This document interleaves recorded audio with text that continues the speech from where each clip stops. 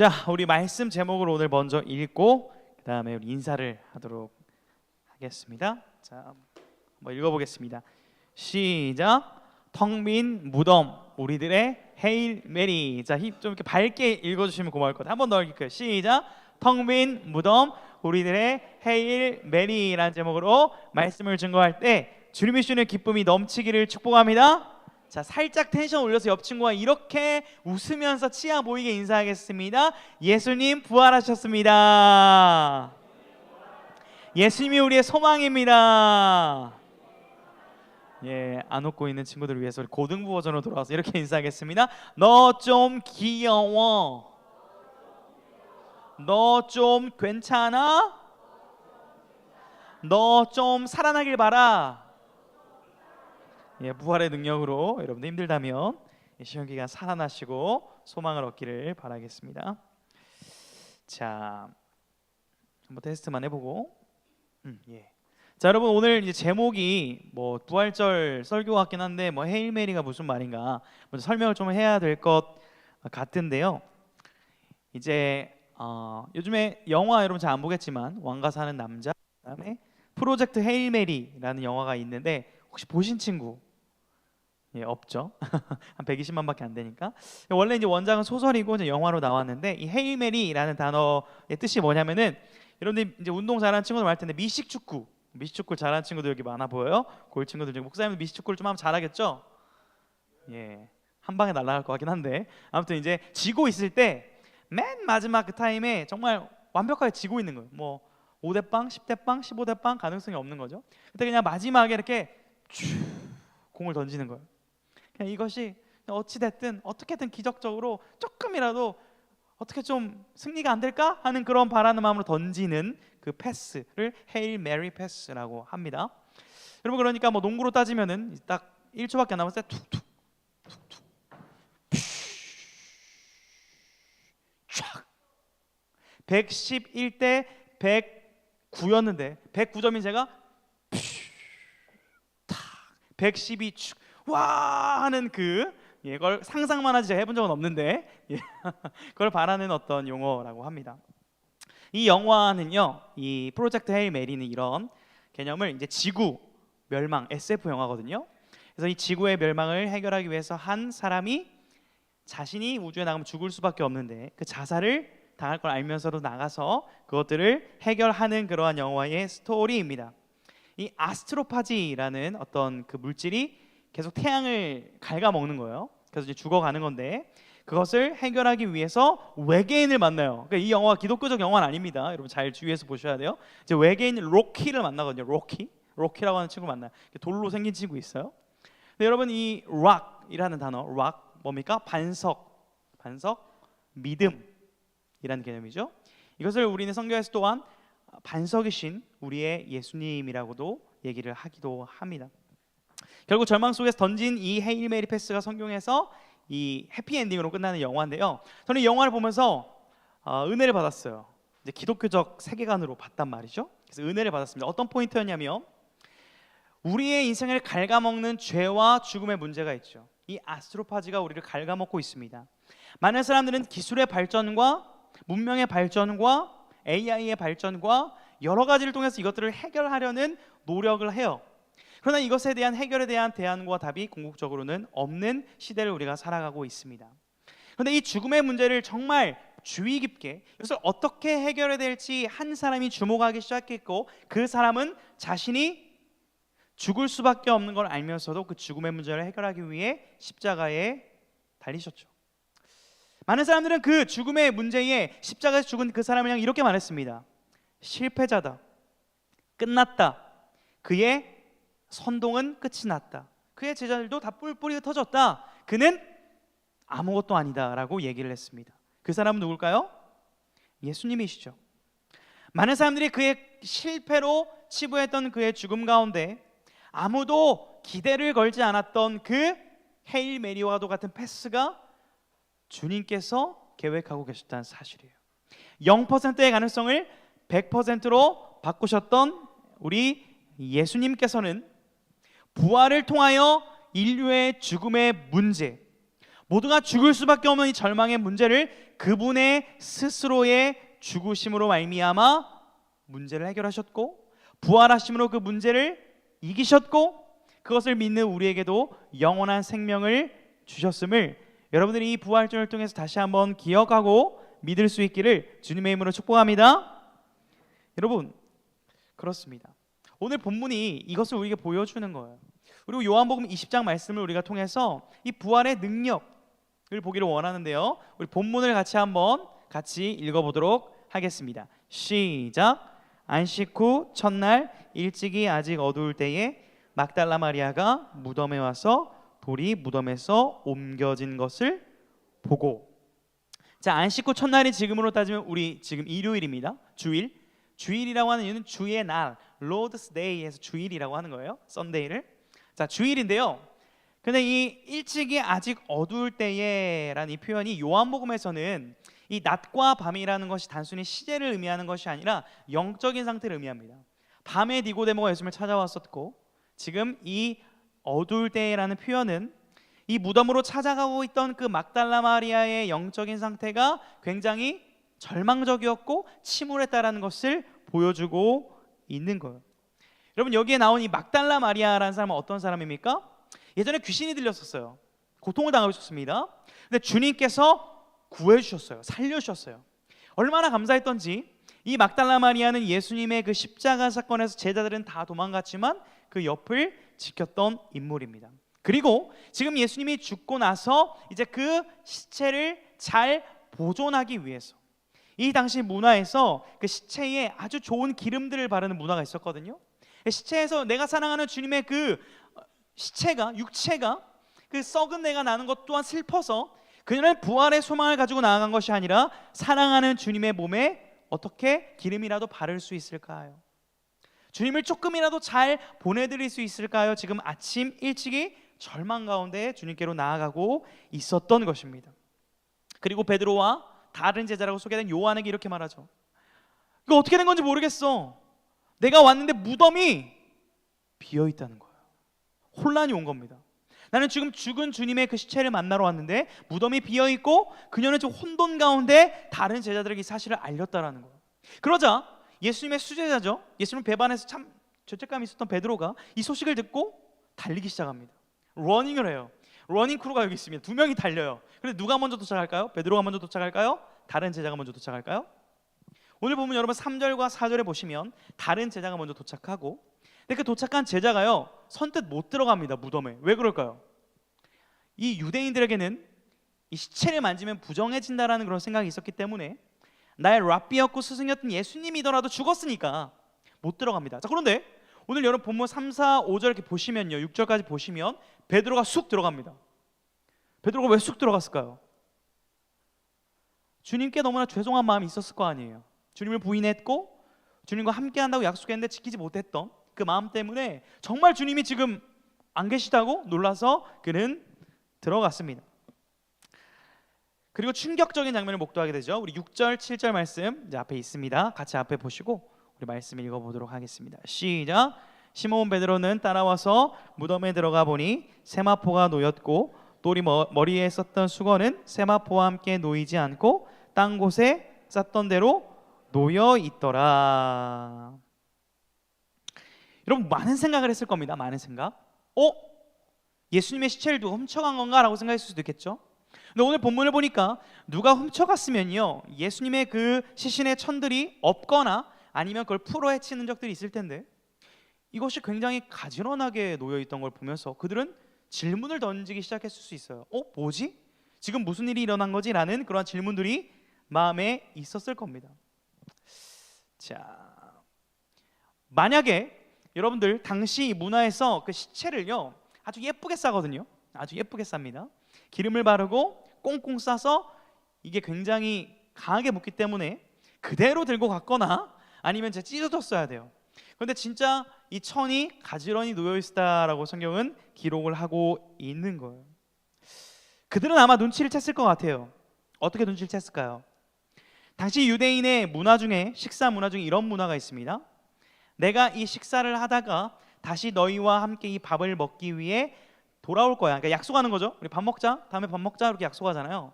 그래서 여러분들 연락은 뭐예요? 우리 언제 밥 먹을래? 이렇게 시간을 잡잖아요, 여러분들이랑.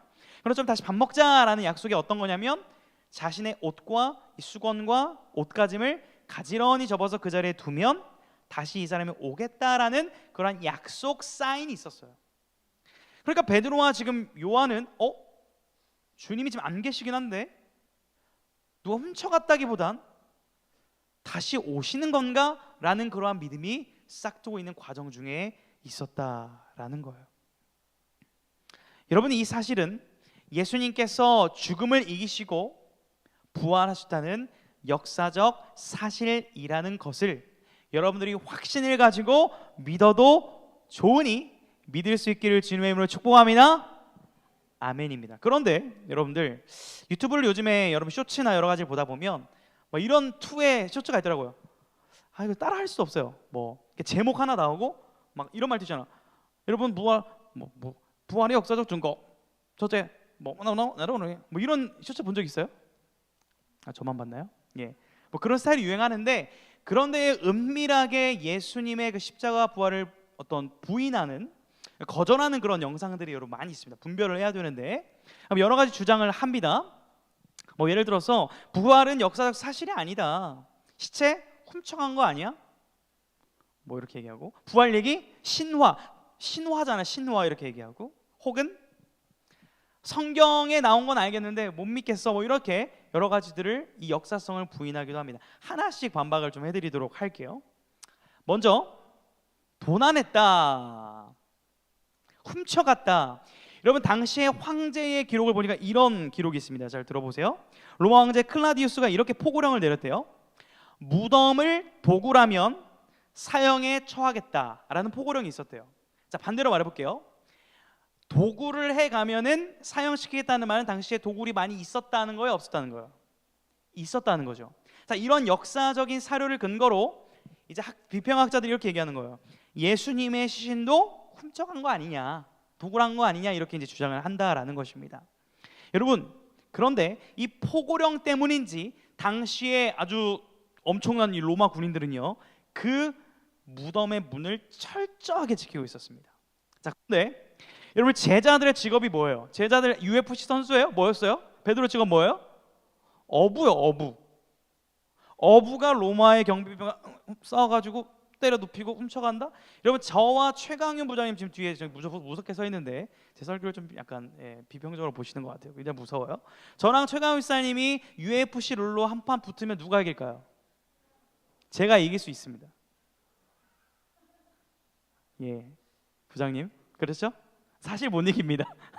잽이 안 됩니다. 엄두를 안 내요. 그러니까 제자들이 그 로마의 철통 경비를 뚫고 훔쳐갔다는 것은 말이 안 되고요.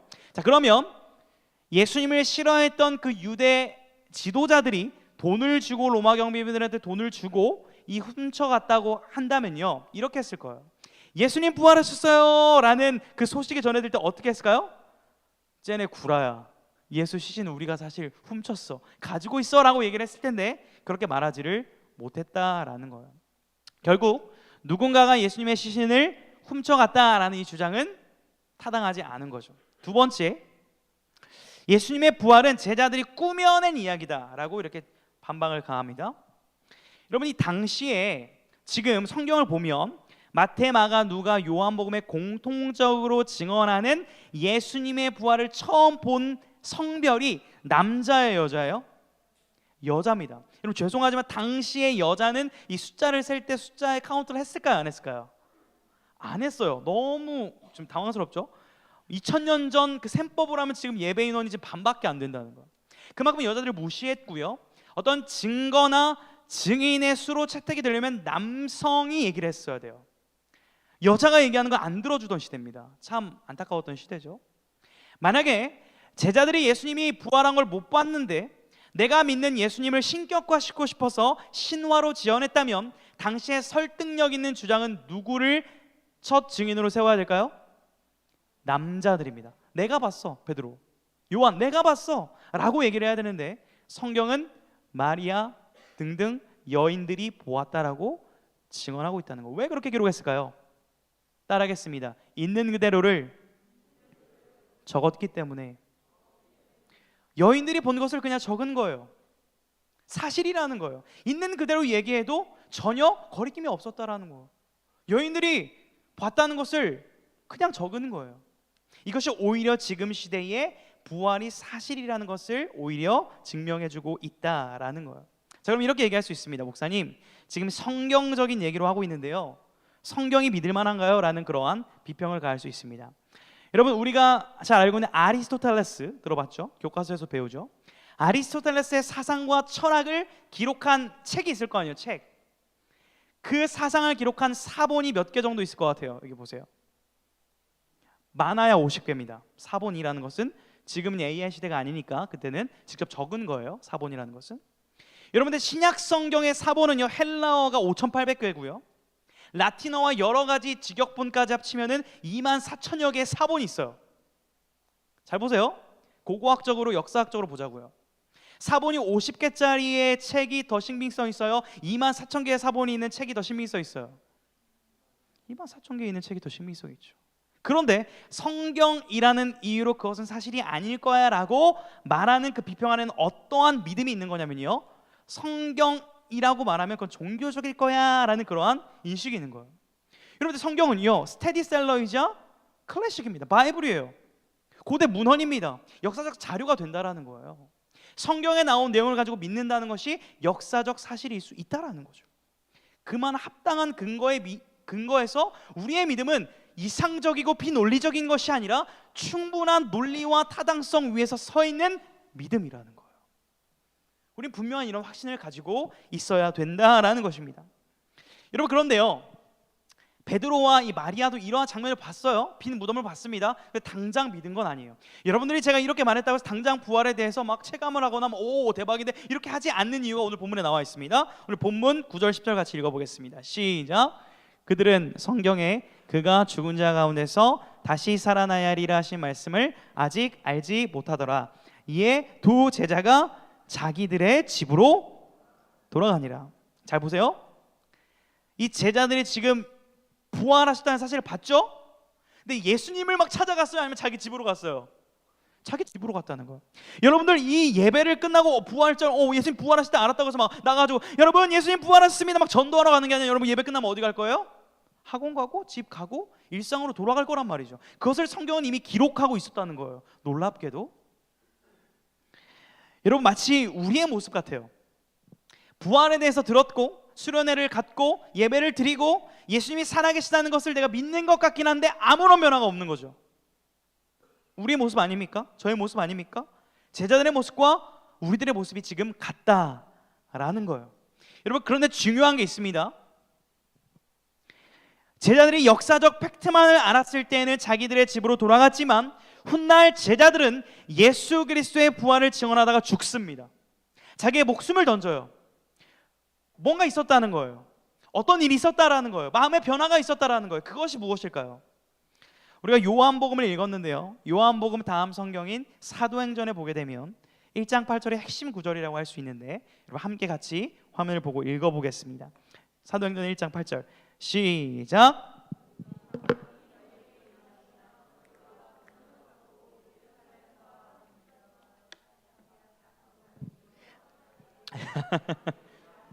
안 보여서 그러신 거죠? 예. 그 좀 선생님들 목소리 약해지는 게 슬펐어요. 잘 안 보여서 그러신 거죠? 제가 한번 더 읽어드릴게요. 오직 성령이 너에게 임하시면 너희가 권능을 받고 예루살렘과 온 유대와 사마리아와 땅 끝까지 이르러 내 증인이 되리라 하시니라. 아멘. 증인, 목격자들이라는 뜻입니다. 예수의 부활을 목격한 사람이 증인이라는 거예요. 그런데 어떻게 되면 너희가 내 증인이 되리라 말씀했어요? 오직 뭐하면? 성령이 너희에게 임하시면. 반대로 말하면 예수님이 부활하셨다는 사실을 알고 이해하지만 성령님이 내 안에 임하지 않으시면 나는 무엇이 될 수 없다? 증인이 될 수 없다. 그러므로 제자들의 가운데는 성령의 역사가 있었기 때문에 증인의 삶을 살 수 있었다라는 거예요. 이 핵심 주절이 이제 사도행전의 쭉 스토리로 보여주는 거거든요. 그 중에도 핵심 그 스토리와 인물을 꼽으라면 바로 이 사울이라는 사람을 뽑을 수 있죠. 교회 다니는 사람 싫어했습니다. 정말 싫어했어요. 안티크리스찬 그 이상입니다. 죽였습니다. 살인자예요. 예수님 믿는 사람 죽였다니까요. 그랬던 그가 다시 한번 그 예수 믿는 자들을 잡기 위해 다메섹으로 가다가 누구를 만나죠? 사울아 사울아 내가 왜 나를 박해하느냐라는 음성이 들리는 거예요. 그래서 사울이 이렇게 물어봅니다. 주님 누구십니까? 나는 내가 박해하는 예수니라 라고 말씀하세요. 십자가에 죽었다고 생각했던 그 예수를 믿는 사람들은 진짜 미친 사람들이고 잘못됐다고 생각했기 때문에 죽이려고 했는데, 그 예수가 지금 내 눈앞에 있고 내 귀에 그 음성이 들리는 걸 보니 살아계시구나. 그 부활의 주님을 만나니까 그의 인생은 부활의 주님을 증거하다가 죽는 인생으로 변화되었다라는 거예요. 여러분, 이것은 사도 바울만의 얘기가 아니라 지금 2026년 우리의 얘기입니다. 부활하신 주님을, 성령님을 통해 만난 사람은 반드시 증인으로 살게 되어 있다라는 겁니다. 말씀을 이제 슬슬 마무리를 해보려고 하는데, 여러분 진짜 여러분들이 맛집을 발견했다면 정말 맛있는 마라탕집을 발견했다면 우리 여자친구들 어떻게 합니까? 친구들과 갈 겁니다. 그렇죠? 자, 근데 이 다음 질문은 어떻게 대답할지 모르겠어요. 여러분, 만약에 내가 딱 한 달 학원을 다녔는데 내 영어 성적을 30점 올려준 쌤을 발견했다면, 여러분 그 쌤을 친구에게 소개해 줄 건가요? 여러분만 알고 있을 건가요? 고민이 되겠죠? 친구에게 알려주고 싶긴 한데 그럼 친구가 또 내 위에 또 상위 랭크로 하면 안 되니까 고민이 되는 것 같습니다. 여러분, 진짜 여러분에게 유익하면요 얘기를 하게 되어 있다라는 거예요. 그럼 질문하겠습니다. 진짜 우리의 죽음의 문제와 우리 삶의 모든 염려의 문제를 예수 그리스도께서 십자가에 죽으시고 부활하심으로 해결하셨다면, 그것을 믿는다면 여러분은 그것을 어떻게 반응하겠어요? 우리가 한번 돌아볼 필요가 있다라는 거예요. 과연 가만히 이것을 나만 알고 있을 것인가? 아니면 이것을 전하는 것이 자연스러운 반응이지 않는가라는 것을 돌아볼 필요가 있다라는 겁니다. 자, 여러분, 제가 서론에 이 헤일 메리라는 영화에 대해서 말씀을 드렸습니다. 거기 나온 주인공은 결국 자신의 목숨을 던집니다. 그리고 로키라는 친구도 그 그레이스, 주인공 이름이 그레이스예요. 이름 자체가 은혜입니다. 그 은혜를 위해서 로키라는 이 외계인이 자신을 희생해서 살려줘요. 서로가 서로를 희생하고 목숨을 던질 때 서로의 연합과 교제가 일어나고, 지구를 구하는 미션을 완료한 다음에 그 그레이스라는 주인공은 새로운 행성에서 로키의 그 후배들을 키우면서 살아가는 그런 해피엔딩으로 영화가 마무리가 됩니다. 여러분, 예수 그리스도의 그 부활은요 우리들의 진정한 역전이고 반전이고 헤일 메리가 되는 줄 믿으시기를 주님의 이름으로 축복합니다. 그렇다면 그것을 믿는 자들은 아무리 어렵고 힘든 그러한 삶을 사는 가운데서도 내가 하나님 나라의 백성이구나, 내가 부활의 소망을 가진 자구나 라는 사실을 기억하며 살 수 있다라는 거예요. 이것이 우리의 정체성이고 이것이 우리의 삶의 방식이 되어야 한다라는 것입니다. 여러분 여러분, 내일 학교에 가서 이렇게 설교를 들었어도 과연 여러분 예수님 부활하셨습니다 라고 말할 수 있는 친구가 얼마나 될지는 모르겠습니다. 여러분, 그렇다면 한번 돌아봅시다.